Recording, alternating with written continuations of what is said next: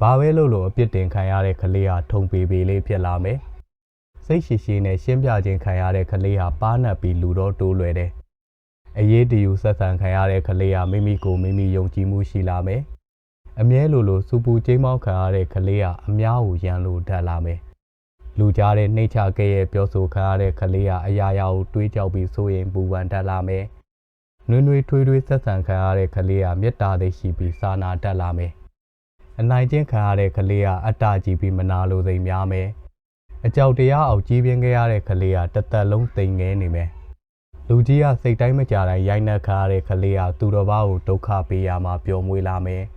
ဒါကြောင့်ကလေးတွေရဲ့အနာဂတ်ကလေးတွေရဲ့ဘဝကောင်းခြင်းဆိုခြင်းဟာလူကြီးတွေနဲ့အများကြီးသက်ဆိုင်ပါတယ်ကလေးတွေကိုတစိမ့်မတက်ပါနဲ့တော်တော်ဆိုတဲ့ကလေးညံနေတဲ့ကလေးစားတဲ့စကားလုံးတွေကလူကြီးတွေရဲ့ပါသက်ဖျားကနေလွယ်လွယ်လေးထွက်လာတတ်ပေမဲ့အဲ့ဒီစကားလုံးတွေကကလေးငယ်တွေရဲ့စိတ်ထဲမှာနက်နက်ရှိုင်ရှိုင်တီးကိုင်းမှုတွေဖြစ်စေတယ်ဆိုတာကိုမိဘတိုင်းတင်ညာပေးတဲ့သူတိုင်းသတိထားသင့်ပါတယ်ကလေးတွေကိုဘာကြောင့်တစိမ့်မတက်တဲ့နာလဲဆိုတော့နံပါတ်1ကိုယုံကြည်မှုပျက်စီးစေတယ်ကလေးတယောက်ကိုအပြည့်သဘောဆောင်တဲ့တသိတစ်ခုတက်လိုက်တဲ့အခါကလေးကသူ့ကိုယ်သူအဲ့ဒီတသိအတိုင်းပဲလက်ခံလာနိုင်ပါတယ်ငါဆိုးတဲ့ကလေးတယောက်ပဲလို့ယုံကြည်သွားတဲ့အခါသူတို့ရဲ့အပြုမှုတွေကအဲ့ဒီယုံကြည်ချက်ကိုလိုက်ပြီးပိုမိုဆိုးဝါးလာတတ်ပါတယ်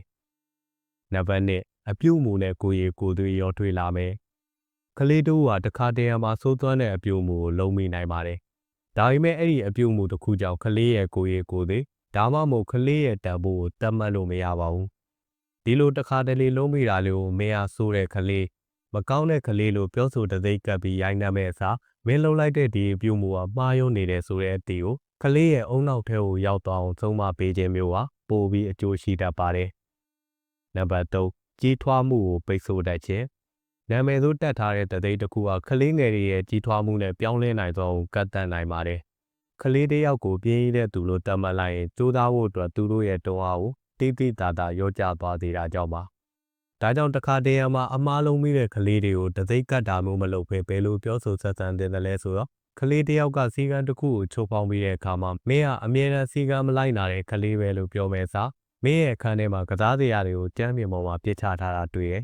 လိမ္မာတဲ့ကလေးတွေကသူတို့ကစားတဲ့ပစ္စည်းကိုသူတို့ကိုယ်တိုင်ပြန်သိမ်းကြတာဖြစ်တဲ့အတွက်ဒါကလိမ္မာတဲ့ကလေးဆိုရင်တားပစ္စည်းကိုကိုယ်တိုင်ပြန်သိမ်းရမယ်တော့ဆိုတဲ့ပြောဆိုမျိုးနဲ့ဆိုဆုံးမတဲ့ပါတယ်